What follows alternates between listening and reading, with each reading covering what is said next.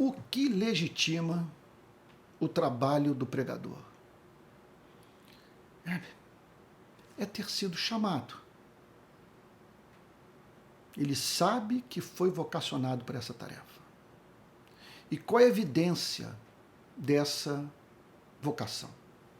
Nessas últimas aulas, eu procurei tratar do tema pela seguinte perspectiva. A perspectiva das respostas que um pregador que foi verdadeiramente, autenticamente chamado para o ministério da pregação é capaz de dar para a seguinte pergunta ao se ver de pé num púlpito para proclamar a palavra: por que estou aqui? Então, o pregador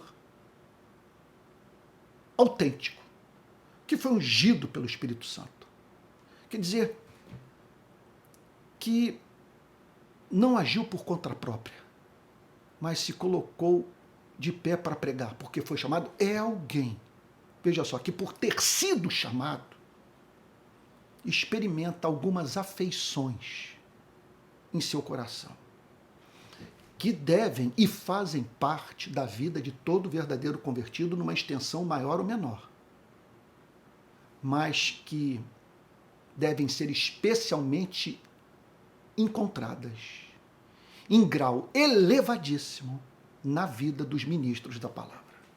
Então, que afeições são essas? Eu disse nas últimas aulas que ele tem que ter amor pelo Evangelho.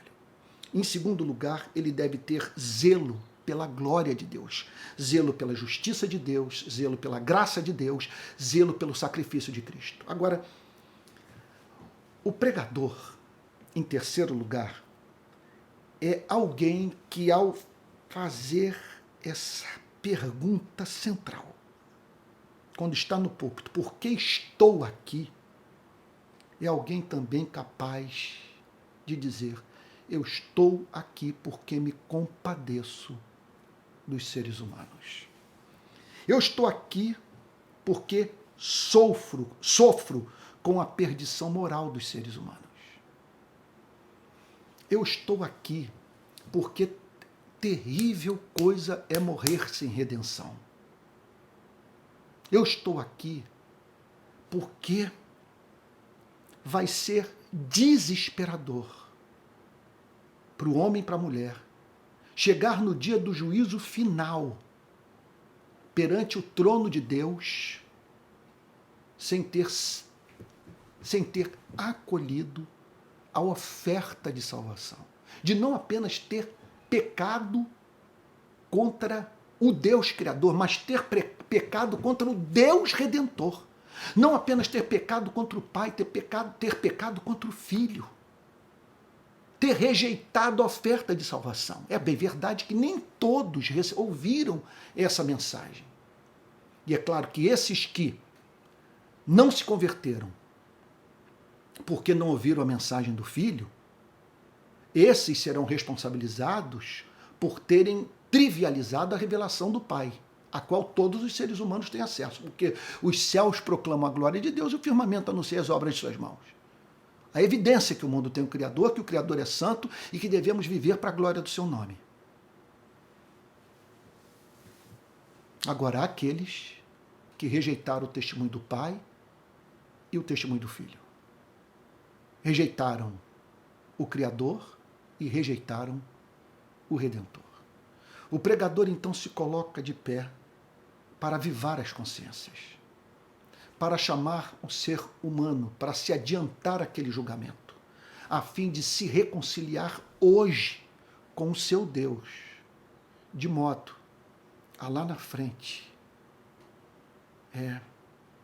ouvir o Pai lhe dizer: vinde benditos do meu Pai. Pai e o Filho numa só voz, dizendo para esse que se reconciliou com Deus: vinde para o reino que eu tenho preparado para vocês. Porque eu tive fome e você me deu de comer, tive sede e você me deu de beber. Estava nu e você me vestiu, sozinho e preso, e você foi me visitar. Você foi fiel no pouco, sobre o muito eu colocarei. Entra no gozo do seu Senhor. O pregador, então, ele sofre com a perdição moral dos seres humanos. Dos seres humanos estarem hoje sob a ira de Deus. De não terem comunhão com Deus. De Deus não ter prazer em suas vidas. Sabe? Ele olha para homens e mulheres acumulando ira para o dia da ira. Vivendo uma vida detestável num mundo, veja, no qual tudo aquilo que eles dependem para viver lhes é oferecido pela graça de Deus. Do Deus que faz o seu sol nascer sobre justos e injustos. Sem, com tudo isso, fazer a mínima diferença para o pecador, que ignora esses dons e usa dessa energia que a natureza, pela graça divina, lhe proporciona para viver, para a prática daquilo que é repulsivo aos olhos do Criador. O pregador se coloca, portanto, de pé, porque ele sofre com a perdição moral dos seres humanos. Essa contradição dos seres humanos exigirem do próximo que eles mesmos não praticam. Os seres humanos são vistos condenando a falta de solidariedade, contudo, são encontrados também não praticando a solidariedade. Eles são vistos condenando a indiferença, enquanto vivem em estado de completa indiferença. Ou seja, a cada sentença moral que emitem, condenando alguém, eles estão simplesmente sendo legisladores das suas próprias vidas e determinando o critério do seu julgamento. Porque no dia do juízo final, Deus vai ler para cada pecador essas declarações, todos os julgamentos morais feitos. E uma pergunta será feita para cada homem e para cada mulher. O que você tem a dizer sobre a forma como viveu à luz de tudo aquilo que você exigiu e condenou na vida do próximo? A nossa situação é desesperadora, porque somos seres morais, não conseguimos agir de uma forma diferente. Somos todos uns Moisésinhos descendo do Monte Sinai com as tábuas das leis nas mãos para condenar pessoas. Contudo, não praticamos aquilo que condenamos na vida das pessoas. E o pregador, ele sabe disso. E é seu desejo chamar a atenção das pessoas para essa contradição, levando-as assim à experiência a experiência de arrependimento, a fim de que elas não sejam condenadas pelas suas próprias palavras. O pregador, portanto, ele se compadece de ver homens e mulheres mortos nos seus delitos e pecados. Ele também se compadece dos seres humanos. Ele é capaz de dizer: eu estou aqui porque sofro com a perdição metafísica dos seres humanos. Meu Deus! As pessoas só não enlouquecem porque elas não pensam nisso. Porque elas se entopem daquilo que deixa suas mentes entorpecidas. Porque se elas parassem para pensar na sua condição, se desesperariam, elas veriam a vacuidade da vida debaixo do sol. Porque aqui estamos nós, com um anelo pelo infinito. Nós somos visceralmente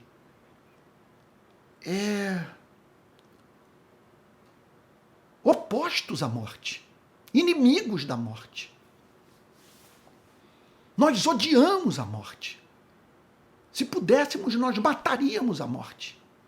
E aqui estamos nós com desejos transfinitos, transtemporais, transseculares de felicidade, ou seja, uma felicidade que esse planeta não é capaz de nos comunicar, porque nós somos seres que envelhecem e morrem, expostos à vida dura, curta e incerta.